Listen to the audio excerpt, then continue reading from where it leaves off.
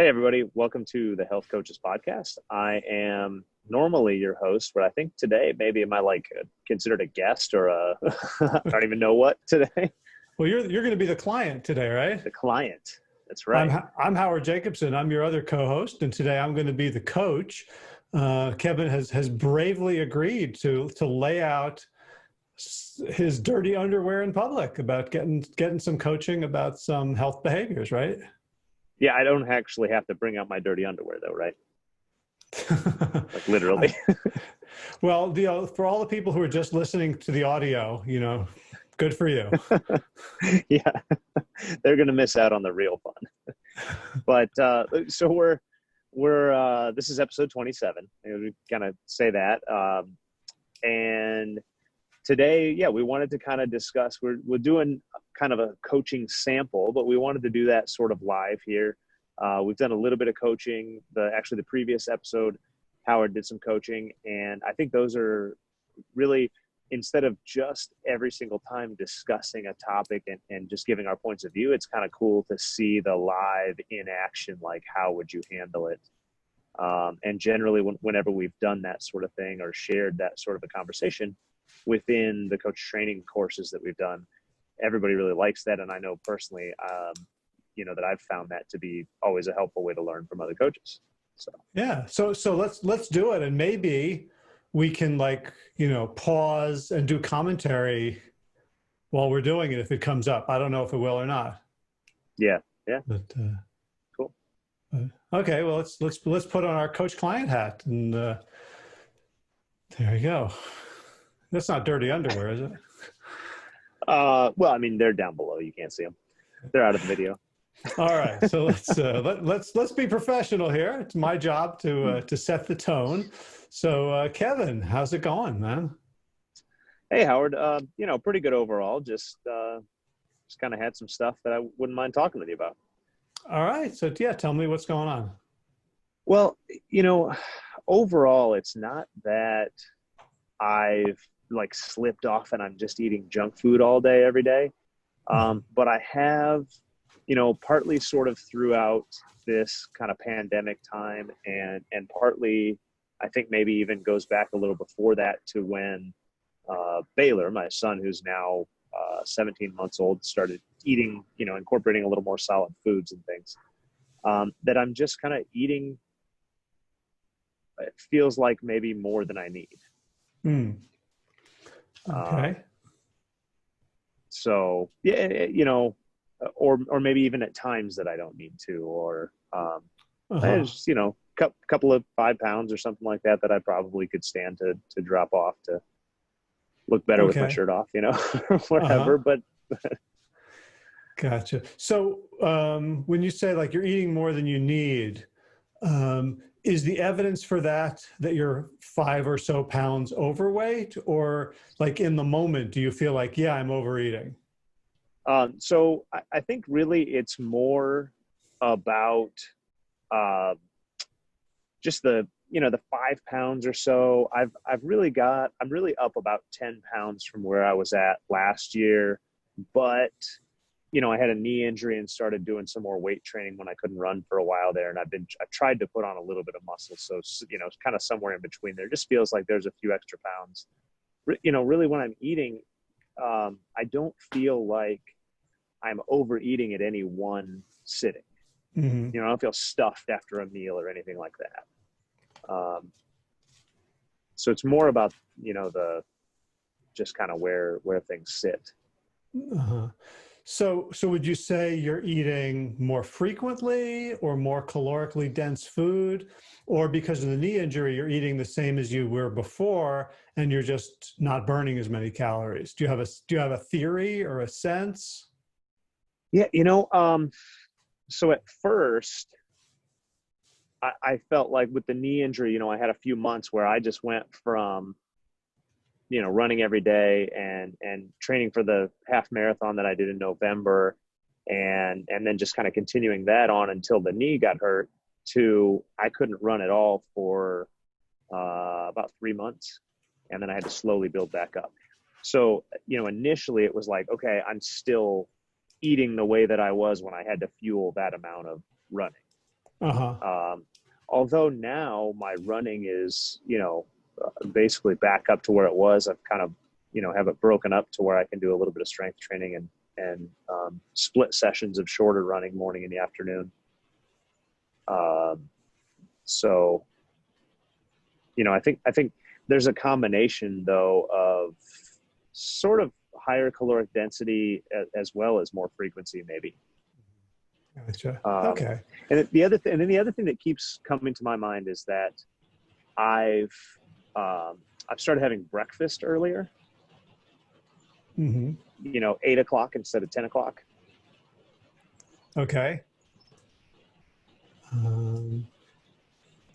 So what would you like to get out of this conversation? What would be helpful? Liposuction type of an activity, just if you could just magically suck. I've heard that I suck, but I don't know that people meant it literally. Not in that way. Well, I think really kind of just trying to determine what's a best course of action. What can I, some clarity on what I should or what I want to experiment with here. Because, overall, it's not that I feel that I'm eating unhealthy things, all the time, or that I feel particularly bad. Right. Well, let me ask you this then. What's the problem? Right. You gave me a fact. You're like 5 pounds up, but is that a problem? Yeah. I mean, I don't love that. I think I have to be a little more cautious with my running, just with having a few extra pounds. I don't know if there's maybe a little more kind of slower recovery than what I've previously had at that point. Uh-huh. So explain to me the the 5 extra pounds, you feel like it's making your running a little less safe and fun?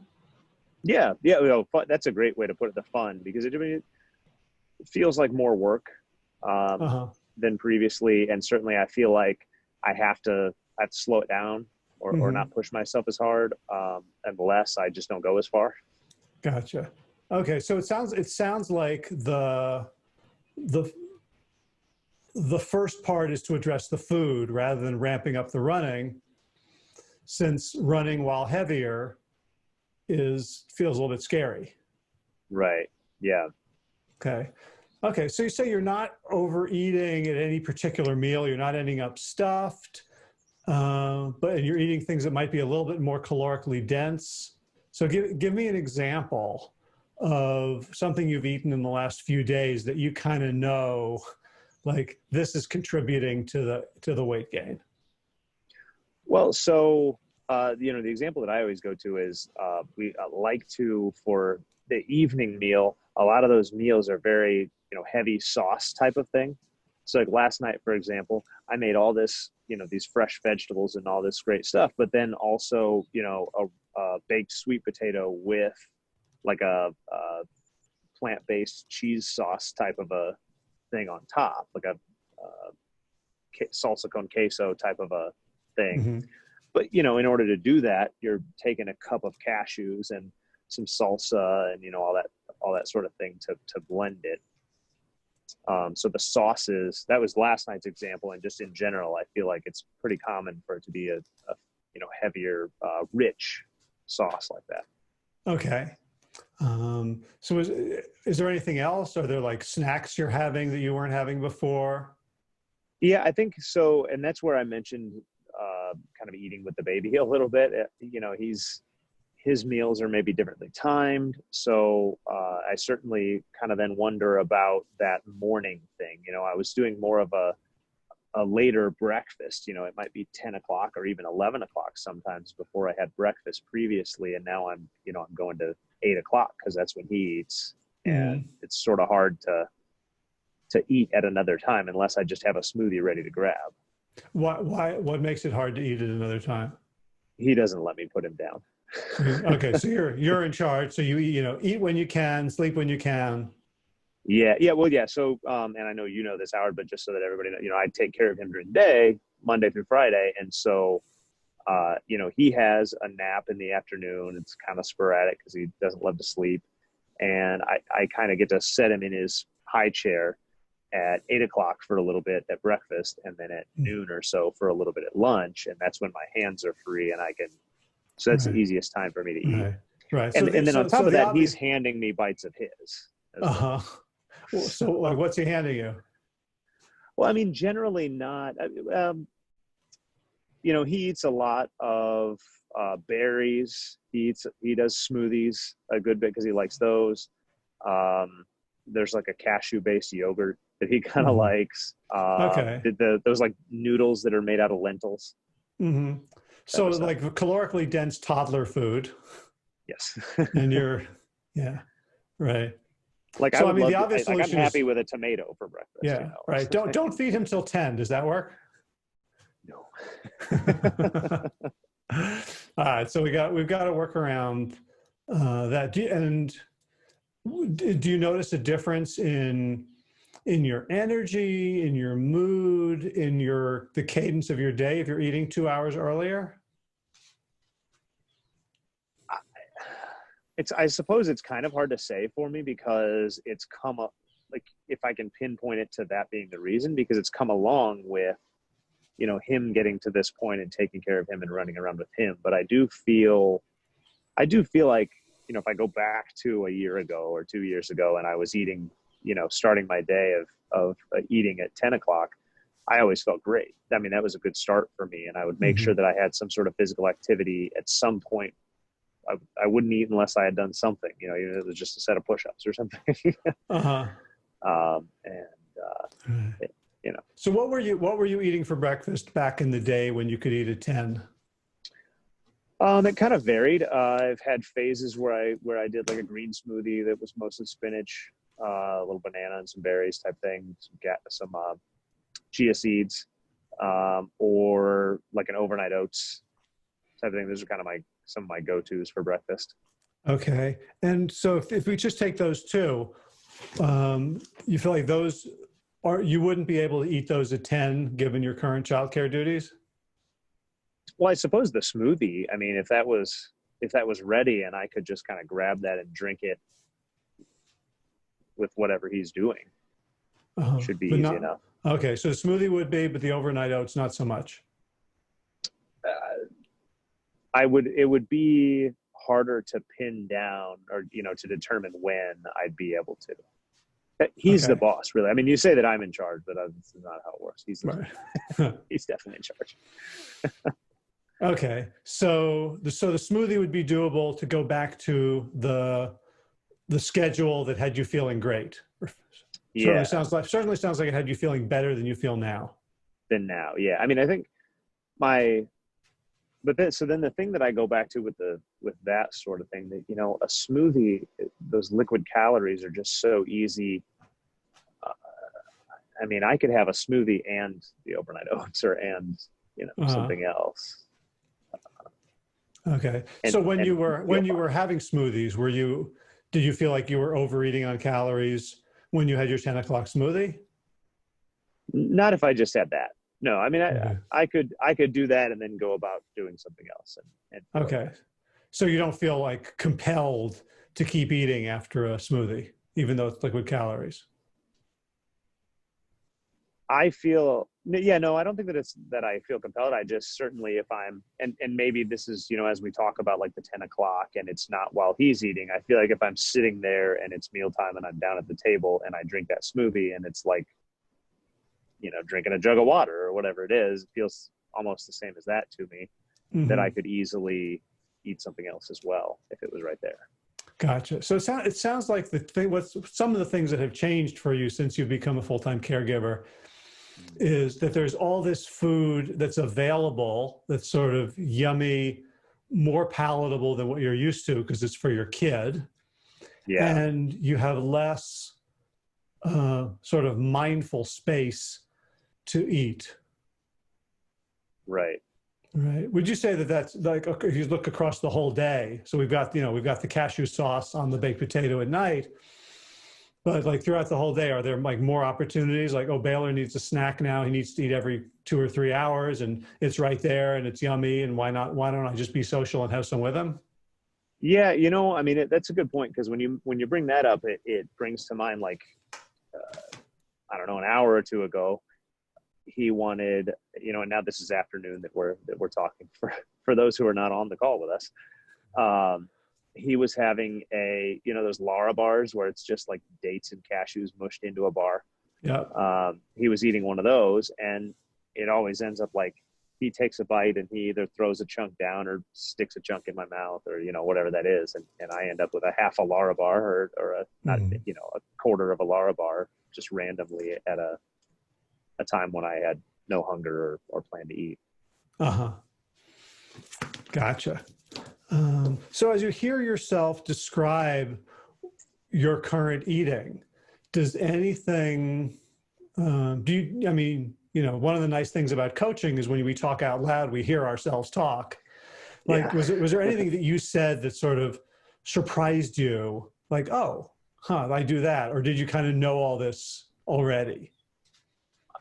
I think well, to be honest, I think I knew it all. It just wasn't like top of mind, right? Mm-hmm. At top of mind, you just go, oh yeah, I must be having, too many cashews in that sauce, or maybe I added a little oil to the something or another, you know what I mean? Type of answer, versus, now as we say this out loud, I think about just how many times throughout the day it is that I'm eating, versus, left to my own devices or whatever. If we go back, pre-Baylor eating food, when all he had was milk, or even before there was a Baylor, I would just, have, whether it was that smoothie or the oats or whatever, wait a few hours, have a salad, have dinner, and I'm done. Right. Right. So you were responding to solely internal cues, Right. because you were in charge of your environment. Right. Yeah. Right. And so now there's all these external cues to be social, to eat socially, or to finish a leftover. Not not feel like I'm wasting something. Right. Yeah. Yeah. Yeah. My nickname was Basurero, like, which is, for those of you who don't know, is Spanish for like garbage can. It's like, I don't, the fridge is a mess. I don't want to put another leftover in there. Yep. Gotta I don't want to finish clean, let's not, yeah, right. Well, let me just finish it all. Right. And of course I was in the, the 190s when my kids were small. I'm like, below 170 now. Yeah. Well, and that's where I'm in the 190s now. And there was a point where I was, 180 or even below. I mean, like I said, my goal at this point would probably be around 190 anyway, or, close to it. Right. But, yeah. So if we stop this conversation right now, is there something you could go like, oh, I see what I could do? Like, is there anything that jumps out at you in terms of like an option?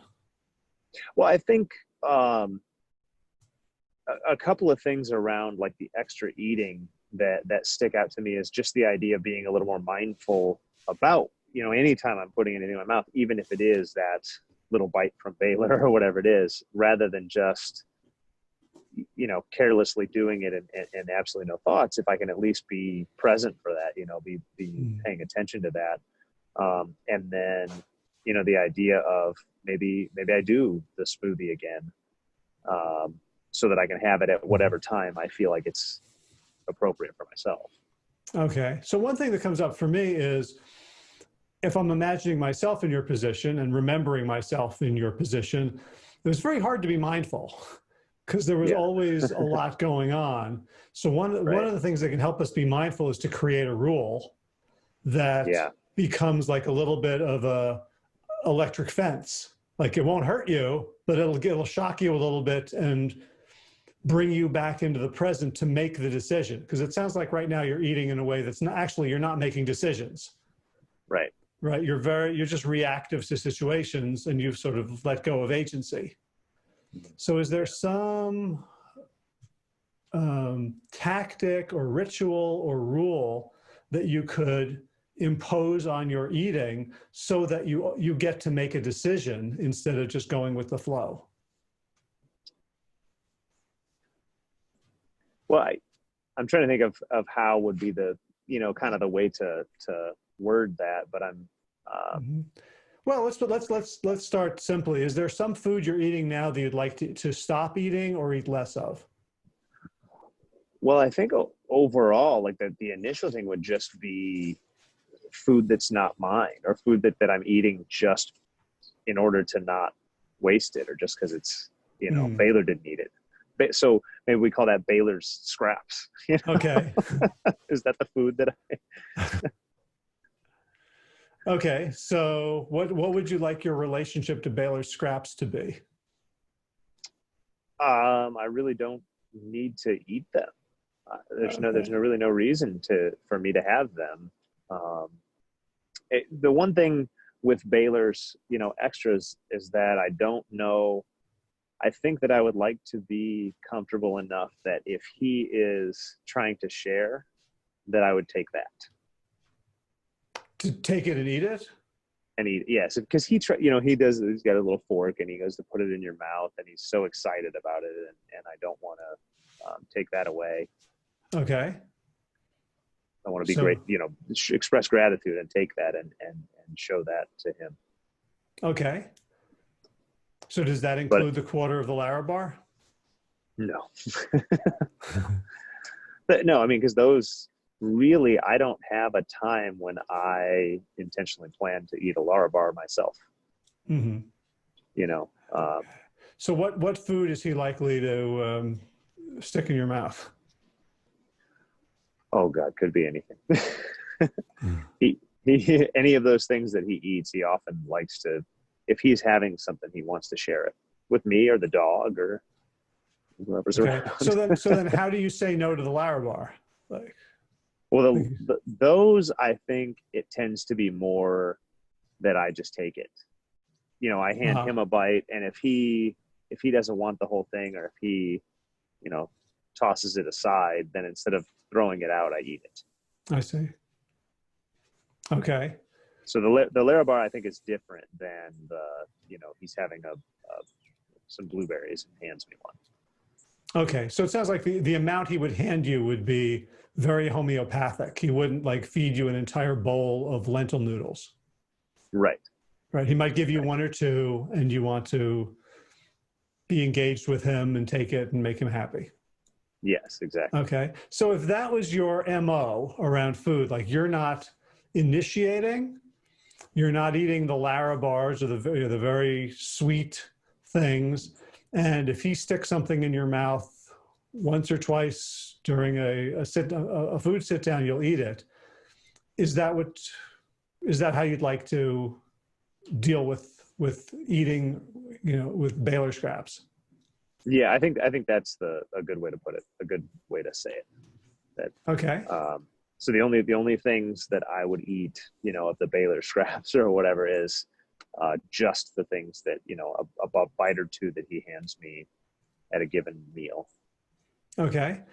And making this change, you think would it get you, some of the way, all of the way, a teeny bit of the way to where you want to go? Does that sound like a sufficient first step? I think it would get me. I think it would be significant. I mean, I don't know if it's all the way. Like I said, I think maybe along with that, I should determine kind of more that my feeding window.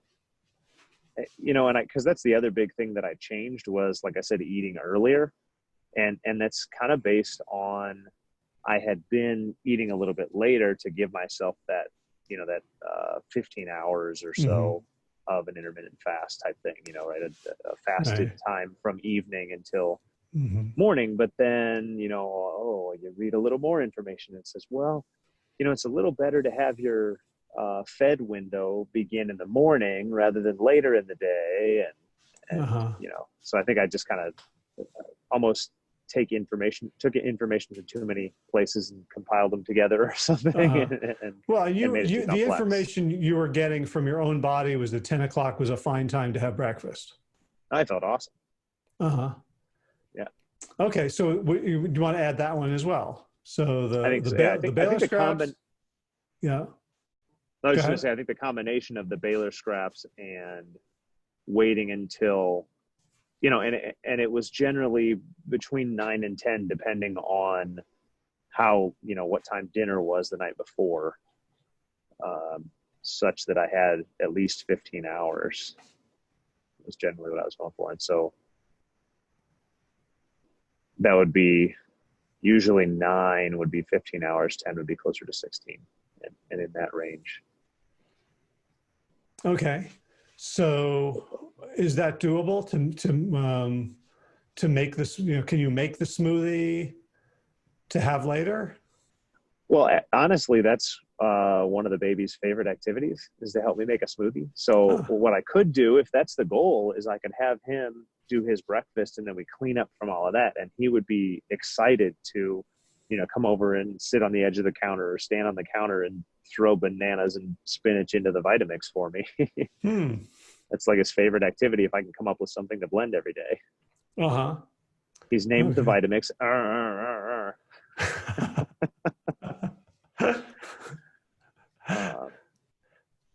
So yeah, I definitely think that would be very doable. Okay, great. And the third thing you mentioned was sort of rich sauces at dinner. Do you want to look at that now, or let it ride and see what happens with breakfast and Baylor scraps? I kind of lean toward letting it ride for the moment, because I don't know that I've necessarily changed that so much from before. I feel like I already felt that I was having a lot of rich sauces, but even when I was, felt like I was doing fine. Gotcha. All right. So, I mean, it seems like these two will give you information about their sufficiency. Yeah. Great. So are there any obstacles in your mind to implementing these? Are you confident that this is going to be straightforward? I think it should be pretty straight. I mean, because honestly, on days where, if Baylor goes and hangs out with grandma for the day or something like that, I don't eat until 9:30 or 10 in the morning, for example. And then obviously I'm not having scraps because there's nobody to hand them to me. But so I know that my day, works smoothly with that, those things implemented. Okay. So do you have any concerns about sort of mindlessly maintaining these habits that you developed of like picking up part of the Larabar and eating more of the scraps? Or do you feel like you have enough awareness during the day to catch yourself? I think the only thing that I could see is like an anxious moment or something like that, possibly bringing up the like, oh, let's just grab the Larabar. But I don't think that's been a major issue for me. Do you want to keep eating Larabars at any point right now? Occasionally. The one time that I really use them is occasionally if it's a Saturday and I've had a 8 or 10 mile run or something like that, and I feel like I did a lot, and now I'm out working in the yard all day, and it's it's July, it's 90 degrees or something, and I just so that I can just grab something and and not have to stop. So would it be helpful to codify that as I never eat Larabars except after long runs on weekends? That's what I was gonna say. I mean, yeah, I think even simply just to say, not eating them on weekdays, that alone takes away the time when I'm just mindlessly eating, those pieces, is Monday through Friday if I'm watching him and he's snacking on part of one. Okay. Yeah. Because for me, it was very helpful to say, like, this is a forbidden food, at least, conditionally, because then it became very clear, and it reminded me that that was important, as opposed to as a very sort of slippery slope in some other ways. Yeah. And I do feel like that, because I know you had the, what's the bars you were eating? Cliff Bars. Cliff right? Bars. Was it Cliff Bars? And I can remember discussing that, I don't know, sometime, it's probably been almost a couple of years now that we were discussing that. And I kind of had the same sort of situation where I was like, oh, it's just a Larabar. It's got dates and cashews. What do you do? And, grab one of those and it would be no problem to eat one daily or more than daily, at one point. And I do feel like cutting those out, while there's nothing inherently like bad, you know what I mean? It's not like junk in there. It's a very dense, sweet, calorically dense, sweet food when you combine those two things. Right. Okay. So yeah. Cool. So let's recap what your plan is. Sure. So, well, since we just talked about it, I will have a rule that I'm not going to have Lara bars on weekdays, Monday through Friday. So that would only leave Saturday and Sunday, which really, realistically Saturday, but again, the rule being not on Monday through Friday. I'm not going to eat Baylor's scraps unless it's something that he hands me.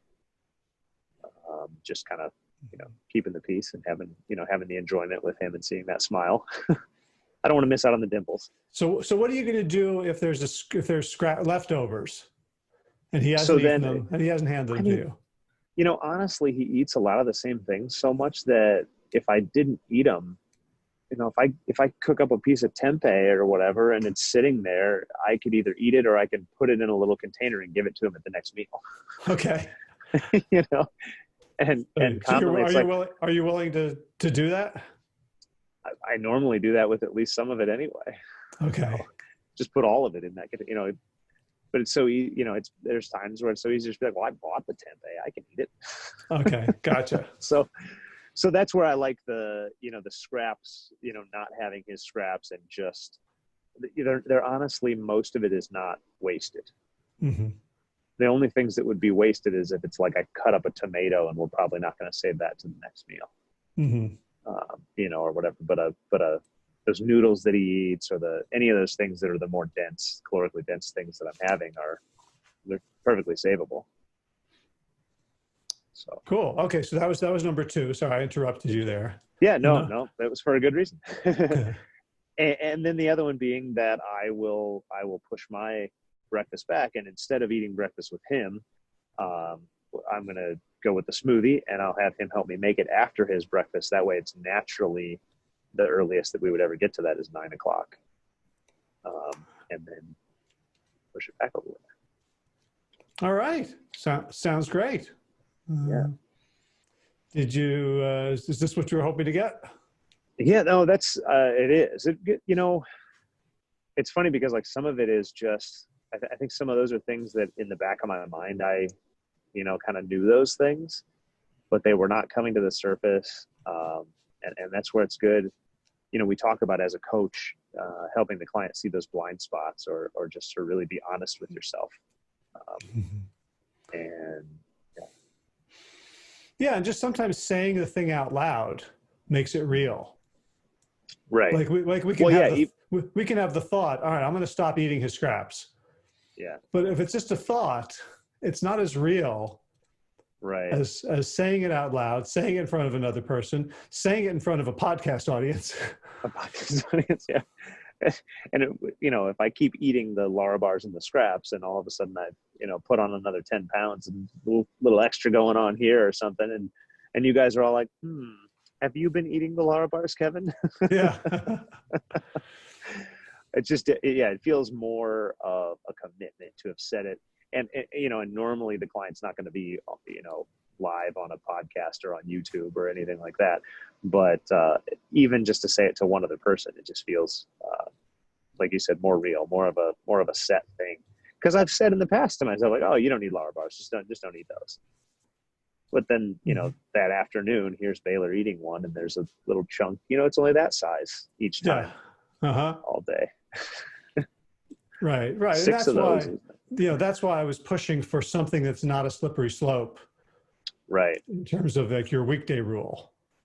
Yeah. Oh yeah. No, I love that because that's the best way to put it, is that it becomes a slippery slope of, oh, well, we opened this Lara bar and I break him off this chunk and he eats it, but then, oh, there's this little piece that's going to break off. It's going to fall. So I just have that, but then that happens every bite. Right. So the slippery slope of I'll have this one little piece of cashew turns into a quarter of a Lara bar or something. Right. Right. Well, the entire financial industry is based on like crumbs and scraps, right? Yeah. Yeah. They can add So, up. oh, cool. So let's check in next time to see how it's going. Yeah. So as taking off our coach client hat, was there anything that you wanted to say as a coach, about the process? Anything feel useful or weird or out of place? Or No, I definitely thought that that everything felt like a good natural flow of the conversation, and the thing that was really nice there, being on the client side, is just seeing that kind of curious questioning of like, hey, what is it that you're doing, rather than, well, dude, stop eating Lara bars.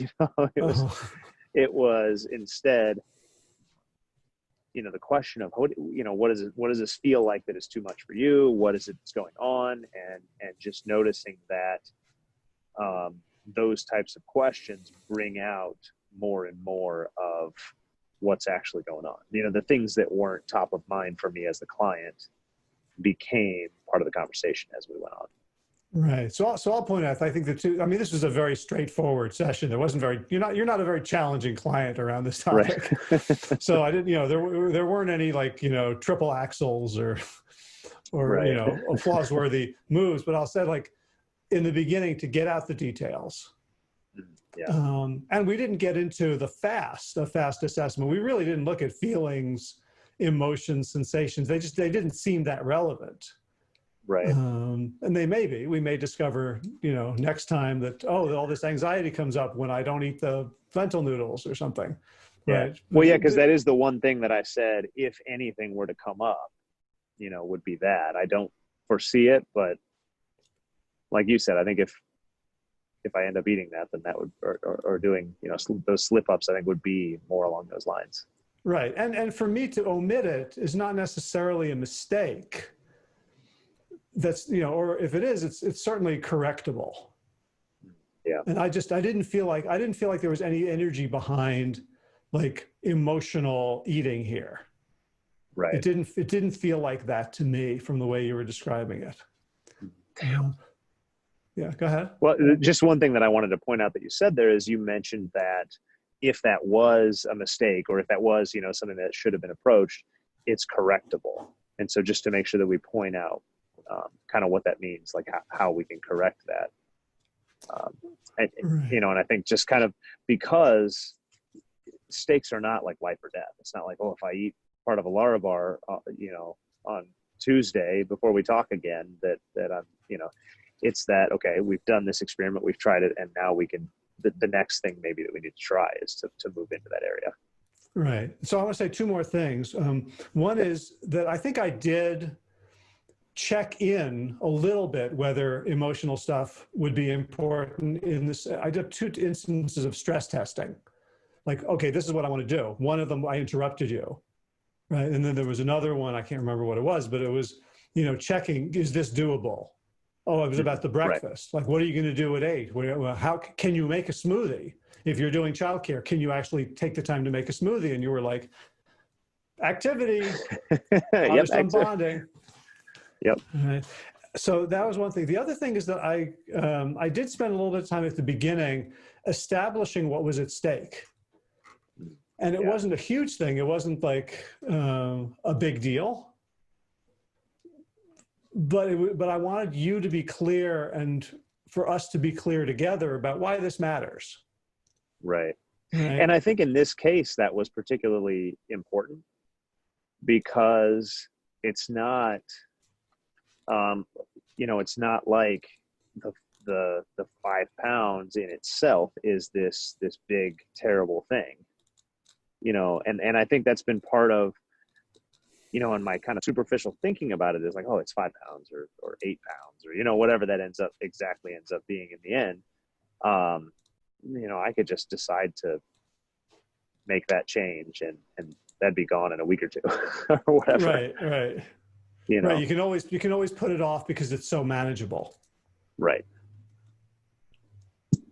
Right. But when I heard you say, like, what's at stake, like, my running is less fun, less safe. And it's become important to you. And you had a Right. knee issue that all of a sudden, And I don't want it again. it gained an urgency that was commensurate. Like you brought this up, like you wanted to be coached on it. Yeah. And like one of the things that we can do as coaches is help our clients connect with the underlying importance of it. Like you knew it was important, but you didn't have the words for it at first. Yeah. You know, and something else that I see as I'm kind of looking over the conversation and things that could have been another route that you also could take in this case is, I talked about, you know, last year training to do my first half marathon and going into that. Well, that I also was going to do one in April of this year, but the world ended or whatever, Yeah. you know, we had a pandemic and there are no such thing. And so mentioning the sense of urgency, well, there was a sense of urgency to be in training, you know, to be specifically a training program to be ready to peak in my half marathon time on November 2nd, you know, and to not allow myself to have the extra, you know, 5 or 10 pounds because that would, you know, be a factor in that case. And so another route that could have been taken is like, well, is there another way to build that urgency, you know, setting up a race, whether it's virtual or whatever down the road would be another. Yeah. And I think that might be useful if this doesn't stick long term. Yeah. I kind of was pushing towards a sort of homeostasis around the eating that wasn't always going to be dependent on something external. Right. Which, you know, I always prefer that. Sure. Well, I think that's a more long lasting, you know, more actual change to the sense of identity and sense of just this being a lifestyle rather than just like, again, if I have to have a race every 6 months in order to do it, then yeah. I mean, I don't mind what happens that. when there's a pandemic. But if there's a pandemic and there are no races, then, you know, that alone could potentially be. Yeah. I felt like the motivation you came up with was specific, focused, and urgent enough that we could proceed with a conversation that would be fruitful. Yeah.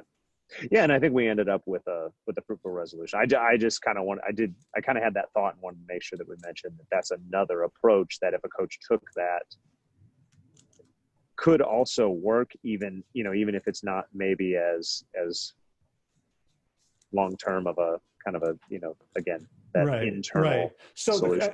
So the question is, well, what worked in the past?